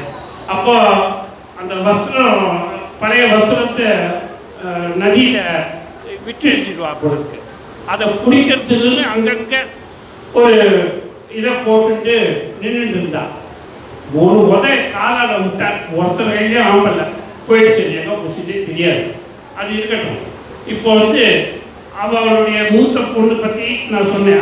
எங்கள் அம்மாவுக்கு இன்னொரு ஆசை கூட இருந்தது. இந்த பெரியவாளுக்கு பிக்ஷை பண்ணும்போது இந்த மது பாத்திரம்னு ஒன்று கொடுத்து தான் நம்ம வந்து அவள் அங்கீகாரம் பண்ணுவாள், நம்மளுடைய பிச்சையை ஏற்றுக்கிறாள். இன்னொன்று அன்றைக்கி இந்த ஓரிக்கையில் 88 எனக்கு பாதுகை கொடுத்தப்போ தான் இந்த இது சுவாரஸ்யம் தெரியும். நம்ம பிச்சை பண்ணலைன்னா பெரியவா அன்னைக்கு பட்னி, அந்த அது வந்து தெரியாது போயிடுது நமக்கு. எங்களை கூப்பிட்டு பெரியவா பிச்சை பண்ண சொன்னால் நாங்களும் பண்ணோம். அது முதல் வீடியோவில் பதிவு பண்ணியிருக்கேன். அப்போது எங்கள் அம்மா முன்னாடி ஒரு ஆசைப்பட்டா இல்லையா, இந்த மாதிரி மது பாத்திரத்தில் தனக்கு கொடுக்கல அப்படின்னு. அன்னைக்கு பால பெரியவா பூஜை பண்ணுறா ஓகே. அந்த இதில் நான் ஆச்சாரிய சம்பாவனா சுக்லா கூட சேர்த்து எல்லாரும் பாபு எல்லாருமே சொன்னோம். அந்த மது பாத்திரத்தை தானே அங்கீகரிச்சுட்டான். ஏன்னா நம்ம எதை பக்தியோடு அவர்கிட்ட பிரார்த்தனை பண்ணுறோமோ அதை ஸ்வீகாரம் பண்ணுவோம். அதே மாதிரி நான் இந்த ஆறுபடை வீடு கோயில் அளவையில் ஆட்சி கட்டியிருக்காங்க, அங்கே வந்து ஒரு பெரியவாளை பிரதிஷ்டை பண்ணணும்னு ஒரு ஆசை, ஒரு சன்னிதானமே கட்டணும். அது அது பல தொந்தரவுகளால் அந்த வாய்ப்புக்கு இடம் கிடைக்கல. அப்போது அந்த ஸ்டாச்சு ஏகாம்பரம் சார் வீட்டில் பார்த்து அதே மாதிரி ஒன்று பண்ணிட்டேன். அதை வீட்டில் கொண்டு வந்து வச்சு அதை எப்படியாவது அங்கே சேர்த்துடணும், அந்த இது பண்ணணும், பிரதிஷ்டை பண்ணணும்னு ஒரு ஆசை. அது தள்ளி போயிட்டே இருந்தது. கடையாக போய் வஸ்திரம் வாங்கிட்டு வந்து எதுவுமே பெரியவாக உடுத்துக்கிற வஸ்திரம் மாதிரி இல்லை. அது என்னவோ பண்ண தண்டத்துக்கு வஸ்திரம் கட்ட கூட தெரியல நம்மளுக்கு. அதை எல்லாம் அப்படியே வச்சுருந்தப்போ இது பெரியவாளை எடுத்துட்டு, பெரியவாளை வந்து நம்ம படத்தை பார்த்து படம்னே சொல்லக்கூடாது, பெரியவாளே தான். அது படமே இல்லை, பிரதோஷ மாமா அப்படி தான் சொல்லுவார். அதுக்கு ஒரே ஒரு உதாரணம் சொல்கிறேன். இந்த பிரதோஷ மாமா ஜெயந்தி உற்சவம் பண்ணும்போது புறப்பாடு நடக்கும் இல்லையா, அதை விவரிக்கும் போது அந்த ஒரு அரசியல் கூட்டம் நடக்கும்போது அவள் வழிவிட்டா அப்படின்னு சொல்லியிருக்கான். அப்போ கேட்குறா பெரியவா, நான் வந்தப்போ வழிவிட்டாலே அது யார், எந்த கட்சி? அப்போ அவரே அதை உறுதிப்படுத்தினார் இல்லையா.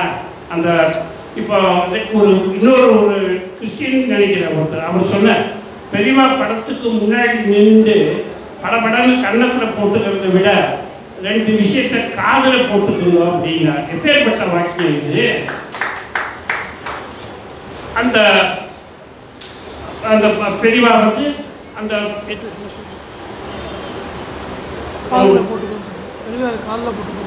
காதில் போட்டுக்கோன்னு சொன்னார் இல்லையா. இப்போ ஜோசியை பற்றி தானே சொல்லிட்டு இருந்தேன். அப்போ தாத்தா இந்த மாதிரிலாம் பேசுகிறத கேட்டு ஒரு சமயம் ஒரு பேச்சை கேட்டு பெரியவா இதை சம்ஸ்கிருதமாக்கி வைக்க சொன்னான். அந்த பேச்சு அப்படி பேசுவார் தாத்தா. இப்போ அதெல்லாம் அந்த காலத்தில் இந்த யூடியூப் வருஷத்தில் இருந்ததுன்னா நம்ம இதை ரெக்கார்ட் பண்ணியிருக்கிறோம். நம்ம அதை இருந்துட்டோம். நிறைய பேர் பெரியவா கூட அணுக்க தொண்டர்களாக இருந்தவங்க நிறைய பேர் இன்றைக்கி நம்மகிட்ட காண கிடைக்கல. அவளுடைய அனுபவங்கள்லாம் போயிடுச்சு. ஆக சிறந்த பக்தர்களை நேரில் சென்று அவர்களுடைய தங்கள் பெரிவா அனுபவங்களை பதிவு செய்து நமக்கெல்லாம் தந்து நமக்கெல்லாம் நாமெல்லாம் கேட்கும்படி செய்து கொண்டிருக்கின்ற பரத் இன்று நம்மிடையே இருக்கிறார். அவர்களுடைய சேவை மகத்தான சேவை. இது ஒரு எல்லாராலும் இது மாதிரி செய்ய சிவன் ஒன்றும் செய்கிறார். இது எல்லாரும் பாராட்டணும். ஒரு கருத்தை கைவிடி கொடுங்க. அவன் உத்தியோகத்தை விட்டுட்டு எல்லாத்தையும் போய் அவன் செய்யறான். எல்லாருக்கும் அது குரு இது தெரியணுங்கிறதுக்காக தானே செய்யறான். அவனுடைய பப்ளிசிட்டிக்காக செய்யறான். இந்த ராஜராஜ சோழன் பிரகதீஸ்வரர் பெரிய கோயில் கட்டினா எங்கேயாச்சும் அவன் பேரை போட்டிருக்கானா? போடலடா. அதனால தான் வைரக்கல்யாணம் கொடுத்தேன். சிவபாத நேசர்னு போட்டிருக்கானா அவன் பேரை. எப்பேற்பட்ட உன்னதமான பக்தி. ஒரு டியூப்லைட் கொடுத்துட்டு அதில் பேரை போட்டு வெளிச்சம் வராது பண்ணுற காலத்தில் இம்மாம் பெரிய கோயிலை கட்டிட்டு தன் பேரை பதிவு செய்யலையே. அதெல்லவோ தர்மம். பெரியவா தர்மத்தை பற்றி நிறைய சொல்லியிருக்கா. மேலே போகிறதுக்கு பாஸ்போர்ட்டே அதுதான். இப்போ நான் முதல்ல ஒரு சென்டென்ஸ் சொன்னேன். இப்போ அதாவது remembrance of guru and service to humanity are the two essential concomitants of spiritual life அப்படின்னு குரு நானக் சொல்லியிருக்கார். அந்த மாதிரி ஒரு பிரமிக்கத்தக்க விஷயம் எல்லாரும் திங்க் பண்ணுவோம், ஆனால் அதை செயல்படுத்த மாட்டோம். இன்னைக்கு நம்ம இங்கே உட்காந்துருக்கோமே, அந்த மகேஷ், அந்த பூஜா மகேஷ் திவ்ய தம்பதிகள் யாருக்காவது தோணிருக்கா? ஆரியாம்பாள் இல்லைன்னா இந்த மடம் கிடையாது, எந்த மடமும் கிடையாது, மடாதிபதிகளும் கிடையாது, ஒன்றும் கிடையாது. அந்த அம்மாவை மறக்க முடியுமா? அது நம்ம யாரும் இப்போ கோகுலாஷ்டமி நடந்தது. அது சம்மந்தமாக ஒன்று சொல்கிறேன். தேவகி கஷ்டப்பட்டு பெற்று எடுத்தா. அன்னைக்கு ராத்திரியே பகவான் யசோதைகிட்ட போய் ஷிஃப்ட் ஆகிட்டான். அப்போ அவள் அதை பற்றி வருத்தப்பட்டான் அந்த அம்மா. அவன் என்ன சொல்ற, பொறாமையும் பண்ணலையா. எல்லாம் அந்த தெய்வ நங்கை யசோதைக்கல்லவோ கிட்டியதுங்கிறான். அவள் அந்த ஊரில் என்ன பேசிக்கிறாங்கன்னா, தத்து கொண்டால் போலோ தானே பெற்றால் போலோ. அவன் எப்படி பெற்றான்னு. கிருஷ்ணன் கொஞ்சம் கருப்பு, கோகுலாஷ்டமினாலே சொல்கிறேன், கருப்பாக இருப்பாரா. கருப்பு கிருஷ்ணனாலே கருப்பு தானே, கருப்பு. ஸோ பசங்க தான் அவரை விளையாடும் போது, டேய் நீ யசோதைக்கு பிறக்கலடா, உங்கள் அம்மா தவுத்துக்கு ஒன்று வாங்கினா அப்படின்னு சொல்லுவார். இது போய் இந்த குழந்தை சின்ன குழந்தை தானே, தாயார்கிட்ட போய் அழுதுருக்கு. அதுக்கு யசோதை சொன்னாலாம், நீ அவங்கள்ட்ட போய் சொல்லு, நீ கருப்பு காளான் பசு பாலை குடிச்சு பிறந்ததால சாப்பிட்டு இருக்கிறதால கருப்பாக இருக்கேன்னு போய் சொல்லிடான்னாலாம். இது அந்த தாயின் உள்ளம். அது எப்பேற்பட்ட தாய் அந்த தேவகி. அந்த மாதிரி ஆரியாம்பாள் அவ தியாகம் பண்ணலைன்னா நமக்கு இந்த 68 69 பீடாதிபதிகள் கிடைச்சிருப்பாரா? கிடைச்சிருக்காது. இன்னைக்கு நாம் இங்கே உட்காந்துருக்க முடியுமா? முடியவே முடியாது. அதே மாதிரி மகாலட்சுமி மணி வயது வாய்த்த மகாபிரிவா அந்த அம்மா தியாகம் பண்ணதால தானே நம்ம இன்னைக்கு ஜெகத்குருவாக இன்னைக்கு கொண்டாடிட்டு இருக்கோம்.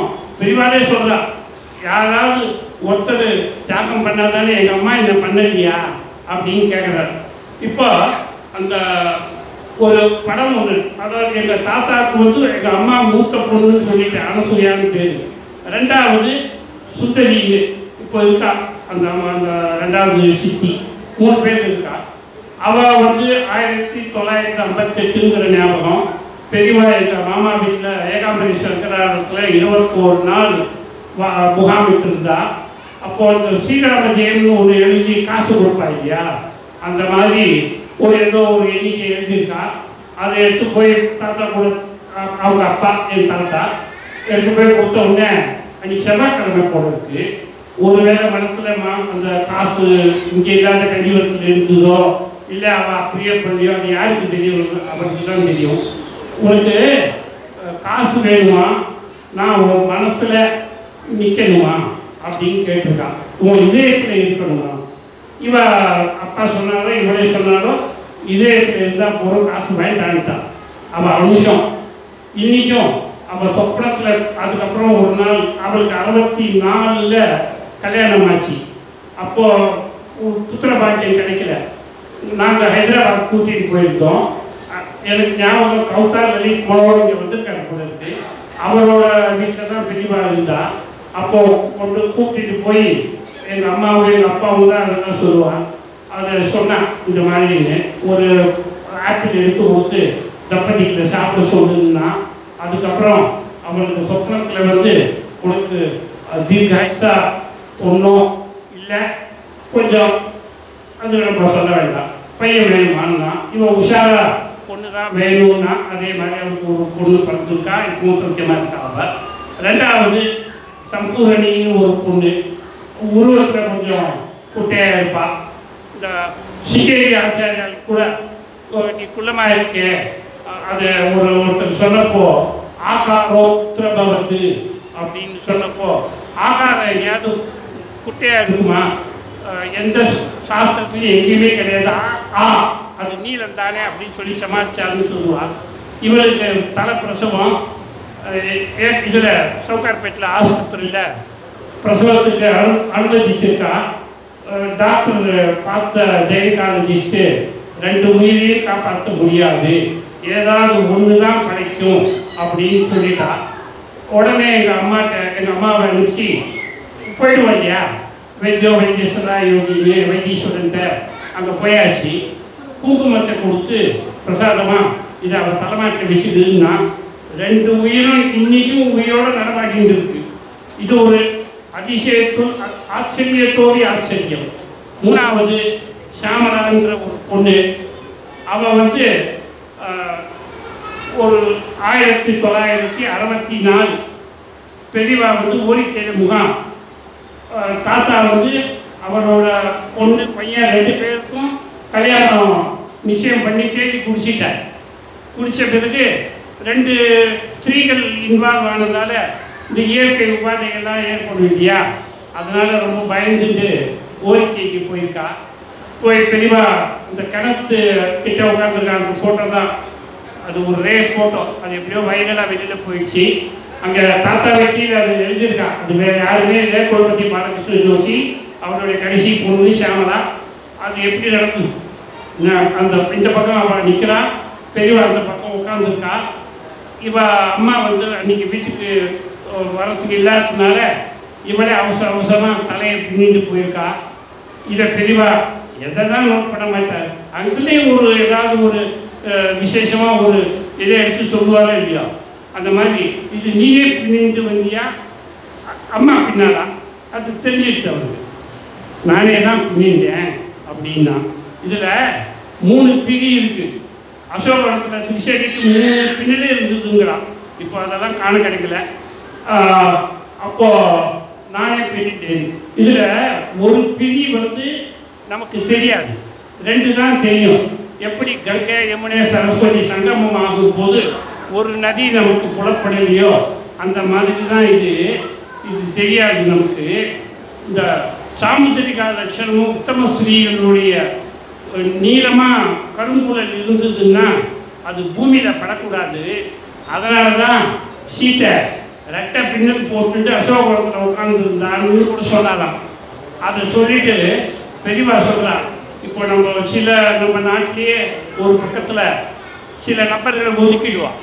3, 13, 8, 18 கேட்குறதா? 3, 13, 8, 18 3, 13, 8, 18.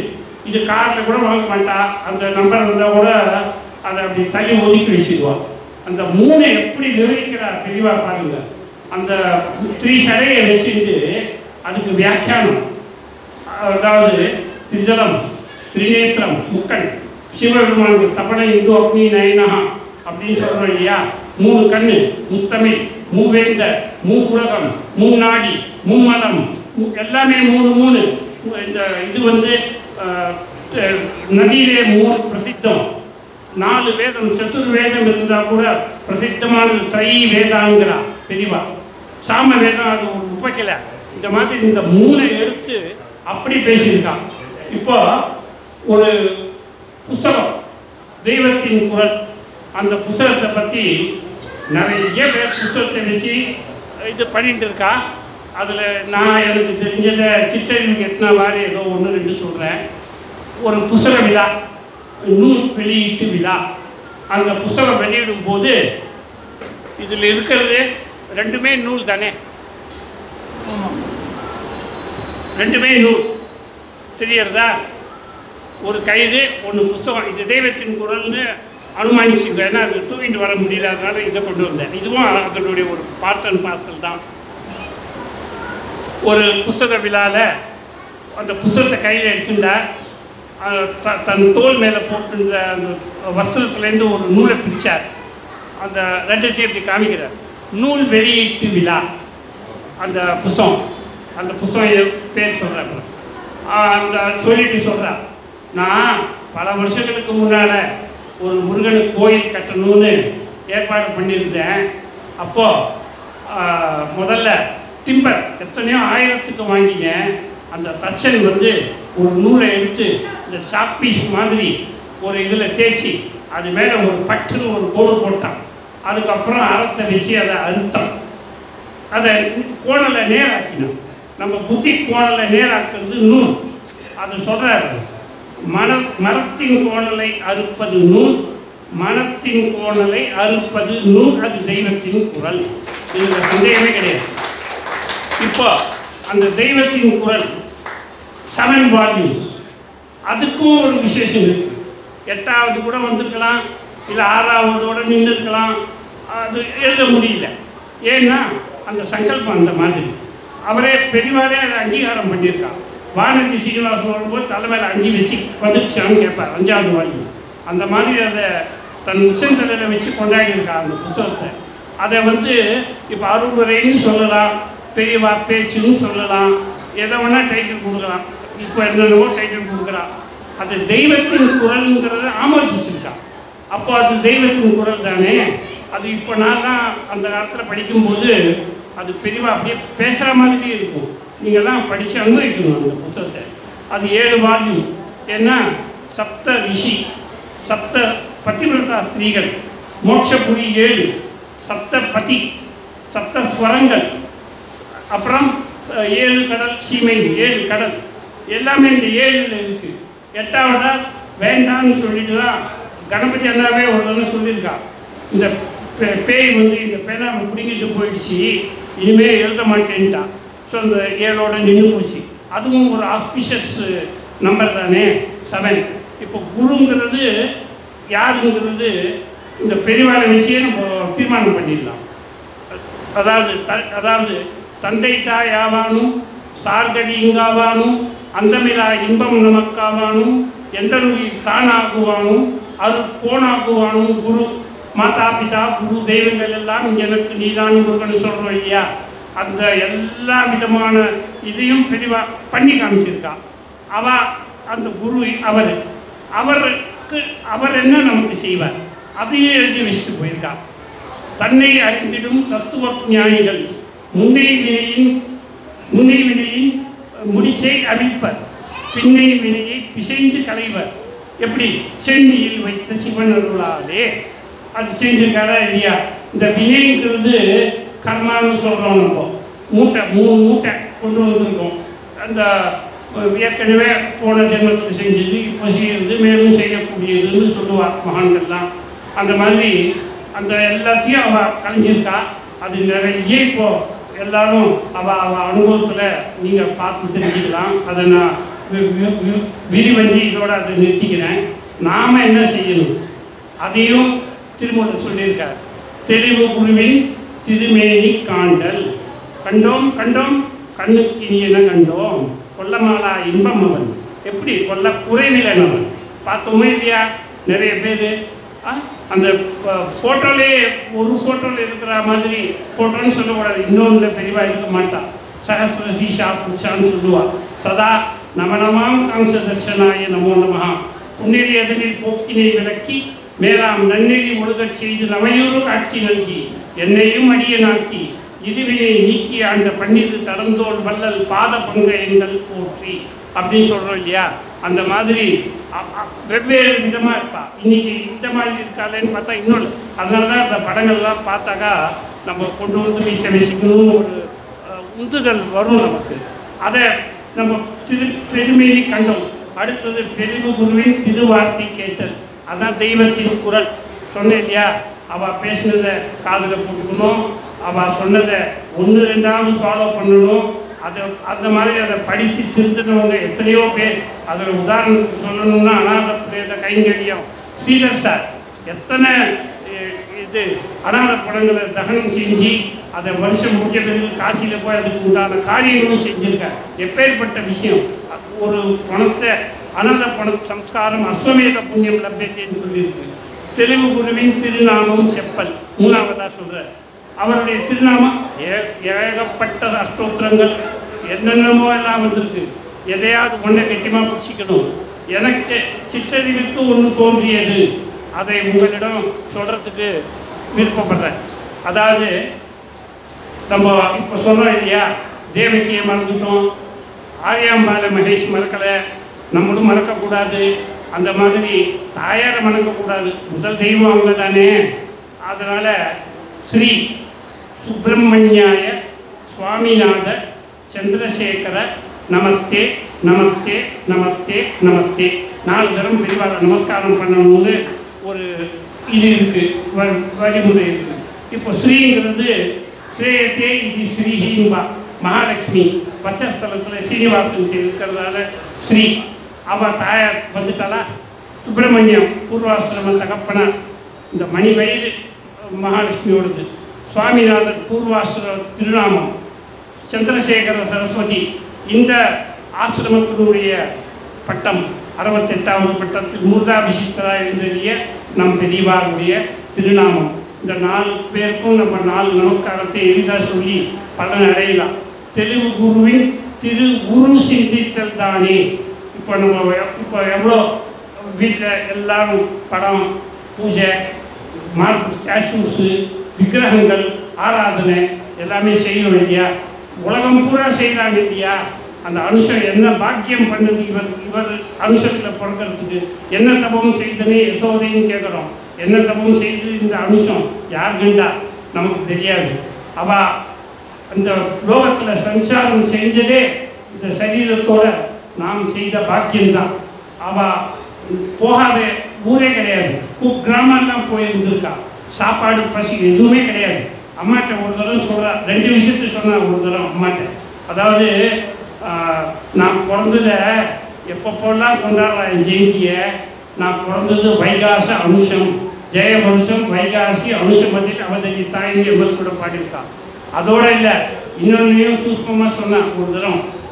பொழுது புலறதுக்குள்ளே பிராணம் போயிடணும், அப்போ தான் ஆகாசத்தில் பேர்ட்ஸ் சஞ்சாரமெல்லாம் டிராஃபிக் ஜாம் இருக்காது, ஆத்மா போய் சேரும். இப்போ ஆத்மா போகிறதுங்கிறத அவன் உறுதிப்படுத்தியிருக்கான். அதே மாதிரி தான் எங்கள் அம்மா ரத்த சப்தமி பீஷ்மர் சமாதியான அதே தினம் இன்னொரு பிறப்பு கிடையாதுங்கிறா. அவள் அனுகிரகத்தால் அன்றைக்கி தான் பொழுது புலறது கூட புலப்படணும் தான் அவள் போயிருக்காள். இது அன்றைக்கே அவள் எடுத்து காமிச்சா, நமக்கு புரிகிற சக்தி இல்லாததுனால நாங்கள் அதை விட்டுட்டோம். இப்போது அவள் பாண்டித்யத்தை பற்றி சொல்லணுன்னா கிட்ட நெருங்கவே முடியாது. ஒரு சாதாரண மனுஷன்கிட்ட கூட விளையாடுவா, ஒரு பண்டிதன் கூடயும் விளையாடுவா, ஆங்கிலத்திலையும் விளையாடிருக்கா, எல்லா பாஷையிலும் வேதம் சொல்லவே வேண்டாம், எல்லா நுட்பங்களையும் சொல்லியிருக்கா. ஒரு கவிஞர், பிரபல கவிஞர், நீங்கள் கொஞ்சம் யோசனை பண்ணுங்கள் யாருன்னு. அவர் சொல்கிற எந்த சமயத்தில் சேர்ந்தவங்கிறத அவரே சொல்கிறார். ஆணை கொடுத்திடினும் ஆணைக்கா புகை அப்படிங்கிற ஒரு சமயம் புரியும்னு நினைக்கிறவங்களுக்கு. அதுக்கு மேலே அவர் சொல்கிறார், நான் பெரியவாளை தரிசனம் பண்ண போனேன், என்னை இன்ட்ரடியூஸ் பண்ணால் பாடல் ஆசிரியர், திரைப்பட பாடல் ஆசிரியர், கவிஞர், கார்ட்டூனும் வரைவார் அப்படின்னு சொல்லிட்டான். இவர் போய் நிற்கிறார் பெருமையாக. இவரே சொல்கிறார், நான் உங்களை பற்றிய ஒரு கவிதை எழுதியிருக்கேன் அப்படின்னா. அது நல்லா வந்துதா அப்படின்னு கேட்டார். தலையசைச்சார். இவருக்கு தெரியாத விஷயம், இவர் பின்னாடி என்ன பண்ண போகிறாருன்றது. நீ கவிதையும் வரைவ, கார்ட்டூனும் கவிதையும் எழுதுவ, கார்ட்டூனும் வரைவியோ அப்படின்னா. ஆமாம் அப்படின்னார். இது எப்படி அவருக்கு தெரியும்னாக்கா, சில வருஷத்துக்கு முன்னாடி கலைவாணின்னு ஒரு பத்திரிகை, அதில் இந்த கவிஞர் கவிதை எழுதிட்டே இருப்பார். கடை விதித்தேன் கொள்வார் இல்லைங்கிற மாதிரி யாரும் அதை வாங்கி படிக்க மாட்டா. அதனால் நொந்து போய் இவரே பக்கத்தில் ஒரு கழுதைய பொம்மை போட்டு உட்காந்து எழுதிட்டே இருப்பார். அதுக்கு நிவேதனமாக ஆகாரமாக கொடுத்துட்டே இருப்பார். இதை அவள் படிச்சிருக்காளோ இல்லை தெரிஞ்சிட்டாலோ நமக்கு தெரியாது. யாமரியும் பராபரமே அதை அதை அதை மனசில் வச்சுட்டு கேட்குறான். ஆமாம் அப்படின்னா அப்போது பெரியவா ஒரு இப்போ தான் நடக்கிறார். அவங்க நீ கார்ட்டூனுக்கு சரியான தமிழ் பதம் என்ன அப்படின்னா இவர் கொஞ்சம் யோசனை பண்ணிவிட்டு கேலி சித்திரம் அப்படின்னா சித்திரம்ங்கிறது சம்ஸ்கிருதம், நான் தமிழில் கேட்டேன் அப்படின்னா. அடுத்து சுதாரிச்சுட்டு கேலி படம் அப்படின்னா படம் சம்ஸ்கிருதம், நான் தமிழில் கேட்டேன் முடியுமா? இவர் அடுத்தது யோசனை பண்ணுறார். பண்ணிட்டு சொல்கிறார் கருத்தோவியம் அப்படின்னா கொஞ்சம் கிட்ட வந்தால் கூட 100% சரியாயிடுன்னு சொல்லிட்டு உள்ளே போயிட்டாராம். இவர் முதல்ல எழுதும்போதே சொல்கிறார் எப்படி இருந்தார் பெரியவாங்கிறத அந்த புலவர் சொல்கிறார் கவிஞர். அதாவது அமைதியே ஒரு ஆக்குறுதி எடுத்து அமர்ந்தார் போல் அப்படி உட்காந்துருந்தார் அவருடைய இது. இவர் யாருங்கிறது இப்போது பட்டவர்த்தனமாக சொல்லணும்னா ஒரு ஃபங்க்ஷன் நடக்கிறது. வாகீச கலாநிதியின் பெரியவா பட்டம் கொடுத்த கீவா ஜெகநாதன் அதுக்கு தலைமை தாங்க போகிறார். இந்த கவிஞர் அங்கே இருக்கார். இவர் போய் அவரை கேட்குறார் விழா ஆரம்பிக்கலாமா அப்படிங்கிறார். வாலிக்கு ஆரம்பிக்க கற்றுக் கொடுக்கணுமான்னு புரியுதா? ஆரம்பம்னா மாலை, வாலின்னா தெரியும் உங்களுக்கு, அதை பிக்கிறதுக்கு நான் சொல்லியா கொடுக்கணும்னு ஆரம்பி அப்படின்னா அதுதான் கவிஞர் வாலி. ஒரு பண்டிதர், மகா பண்டிதர். அவர் ஒரு சமயம் ஊருக்கு போகிறார் பெரியவா தரிசனம் பண்ணுறதுக்கு. அவர்கிட்ட நிறைய விளையாடி இருக்கார். அவரை கிட்ட ஒரு இதில் சந்தர்ப்பத்தில் ஏண்டா அவர் இருக்கிற ஊர் அது நான் சொல்லலை எந்த ஊருன்னு, இந்த ஊரை பற்றி என்னடா நினைக்கிற அப்படின்னா அதுக்கு அவர் நல்ல ஊர் தான், இப்போ பெரியவாளும் இருக்கா, அந்த ஊரில் இருக்கிற கஷேத்திர தேவதை பெருமாள் இதெல்லாம் சொல்கிற, நீ எங்கேருந்துடா வர அப்படின்னா நான் பட்டணத்துலேருந்து வரேன் அப்படின்னா. பட்டணத்தார் அப்படி சொல்லலையேடா அப்படின்னா என்ன சொல்லியிருக்காரு இவருக்கு தெரியாது, அவருக்கு தான் தெரியும், பெரியவாளுக்கு தான் அது தெரியும். ஓயாமல் பொய் சொல்வா, நல்லோரை நிந்திப்பா, உற்று பெற்ற தாயாரை வைவா, சதி ஆயிரங்கள் செய்வா, சாத்திரங்கள் ஆயா, தன்னை அண்டினவர்க்கு ஒன்றும் ஈயா, பிறர்க்கு உபகாரம் செய்யா, இருந்தென்ன போயிருந்தா. இது நீங்கள் புரிசிக்குங்க, எந்த ஊர்னு அதில் வந்துடும், நான் சொல்ல வேண்டியதில்லை. இப்படி சொன்னா அப்படி சொல்றீங்க, அப்படி சொன்னா இப்படி சொல்றீங்களேன்னு அவர்கிட்ட பேசி மாறாது. அந்த இங்கிலீஷில் பார்க்கணும்னா 2 ட்ரஸ்ட் ஓனர்ஸ் எடுத்துட்டு ஒரு 2 வக்கீலோடு பெரியவாட்டி நிற்கிறான். இந்த ஒரு ட்ரஸ்ட்டை இன்னொரு ட்ரஸ்ட்டோட இணைச்சிடலான்னு அபிப்பிராயம் தான். அதை உடனே பெரியவா சொல்கிறா, ஒத்த கருத்து ஆப்ஜெக்ட் ஒன்றா இருந்தால் தான் ஒரு ட்ரஸ்ட்டை இன்னொரு ட்ரஸ்ட்டோட சேர்க்க முடியும். லா ஆஃப் சைப்ரஸ், இது உங்களுக்கு தெரியாதா அப்படின்னா அவர் சொல்ற, பெரியவா பாருக்கு வராதது நாங்கள்லாம் தப்பிச்சோம் அப்படின்னு சொன்னார். இன்னொரு எங்கள் தாத்தாவுக்கு அமெரிக்காவிலிருந்து குலப்பத்தின்னு பட்டம் கொடுத்த பெரியவா, அதோட இன்னொரு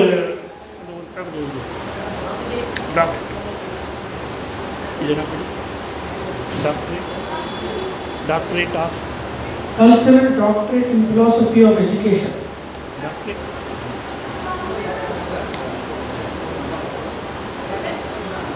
Cultural doctorate in philosophy of education. Education ஒரு peculiar word, ஏன்னா அதில் 5 ஒவ்வொன்றும் சேர்ந்துருக்கு. அதை எடுத்துட்டு போய் பெரியவாரை காமிக்கும் போது அதை படித்து பார்த்துட்டு குலப்பத்தின்னு அவன் ஒத்துக்கிறான், அமெரிக்காக்காரன் அப்படின்னு கேட்டுட்டு இந்த வேர்டு அப்செக்ட் நவுன் இல்லையா அப்படின்னு கேட்டார். தெரிச்சு போயிட்டார் எங்கள் தாத்தா, இங்கிலீஷில் அவ்வளோ பாண்டிக்கும். ரெண்டாவது ஒரு 2 பேர் பேசிட்டு பெரியவாரை பேசிகிட்டே இருக்கும்போது புள்ளி ஸ்டாட்டிஸ்டிக்ஸை பற்றி ஒரு பேச்சு வந்தது. அப்போது ஸ்டாட்டிஸ்டிக்ஸ் அப்படின்னா உடனே பெரியவா புள்ளி விவரங்களோ அப்படின்னா ஆமான்னா உடனே பக்கத்தில் இருந்தவர் எக்ஸாஜிரேட்டட் ஸ்டாட்டிஸ்டிக்ஸ் அப்படின்னார். அதுக்கு பெரியவா சிமெண்ட் ஸ்டாட்டிஸ்டிக்ஸ் சரியா இருக்குமோ எனக்கும் கொஞ்சம் இங்கிலீஷ் வருதோ அப்படின்றார். எந்த சப்ஜெக்டில் அவருக்கு விஷயம் தெரியாது. ஒரு சாதாரண டிபி மகாதேவன் வீட்டுக்கு வரப்போறா.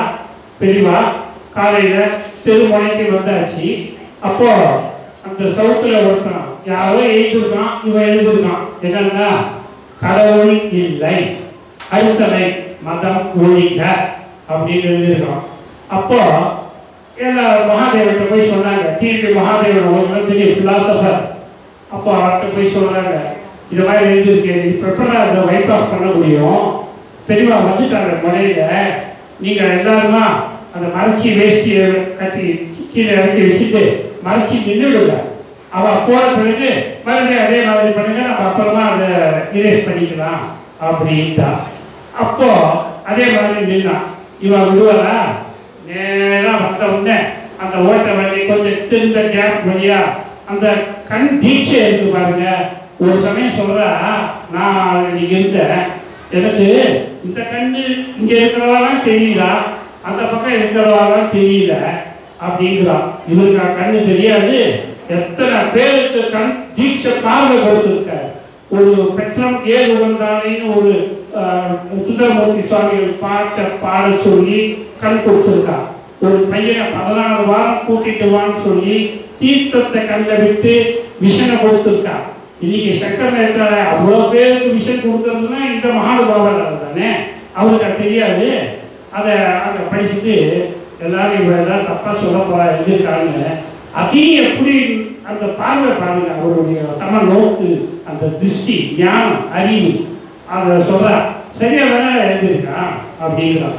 ஒரு புஸ்தா அது இல்லாததுனால படைச்சாங்க. எப்படின்னு கேளுங்க, ஒரு கமா எல்லாத்தையும் ஜட்ஜ்மெண்ட்டே மாறிட்டுன்னு கூட நமக்கு எல்லாம் தெரியும். மதம் கடவுள் இல்லை புஸ்தா வச்சிருக்கோம். மதம் ஒழிக 2 சென்டென்ஸ் ஒன்னா எழுதியிருக்கான். இவா படிக்கிறான், கடவுள் இல்லை மதம் ஒழிக, முடிஞ்சு போச்சு. அங்கேயே அதுக்கு ஒரு சாஞ்சர். இந்த மாதிரி நிறைய அந்த அவ வந்து அது நம்ம இருந்த இனிமே முடிச்சுக்கலாம். எல்லா சமயங்கள்லையும் சரணாகதிங்கிற ஒரு தத்துவம் இருக்கு. அது இஸ்லாம்லேயும் இருக்கு, எல்லாத்துலேயும் இருக்கு. எல்லாத்துலேயும் அவ நிபுணர். நடக்கையில் நீ துணை, என் உயிர் ஓடி நடுநடுங்கி கிடக்கையில் நீ துணை, அப்பால் கவனை சுற்றி மடக்கிலும் நீ துணை, எல்லோரும் கூடி மணலறை புதைக்கிலும் நீ துணை துணை அல்லாஹ் நின் பக்கல் அடைக்கலமேங்கிறார். நம்மளுக்கும் சரணாகதி இருக்கு. ஒருத்தர் சொல்ற மனித பிரிவையும் வேண்டுவதே இந்த நானிலத்தேங்கிறார். ஒரு ஆழ்வார் சொல்றார், வேதனூர் புரியா பிராயம் 100ங்கிறதுல ஆதலால் பிரிவை வேண்டேங்கிறார். நம்ம என்ன செய்யறது? பிரிவு வருமோ வராதோ யார் கேட்டார்? அதனால நம்மளும் சரணாகதி பண்றதை தவிர்த்து வேற ஒன்றும் வழியே கிடையாது. அவருடைய பாதாள விந்தங்களை பற்றி கொள்வோம். சாஸ்திரம் சாஸ்திரம் சாரீர மீமாம்சா தேவஸ்து பரமேஸ்வரः ஆச்சாரிய சந்திரசேகர ஆச்சாரிய சந்துமே ஜென்ம ஜென்மணி அப்படின்னு பிரார்த்தனை பண்ணுவோம். நான் பேசுறதுல ஏது பிழை இருந்தாலும் இறங்கி தீது புரியாத நீதி தலைக்கின்ற போர் தனி முதலே. இதுல ஏதாவது தப்பு தவறு நேர்ந்தா அதை அவை குறிப்பிலிருந்து நீக்கிவிடவும். நன்றி, அனைவருக்கும் வணக்கம்.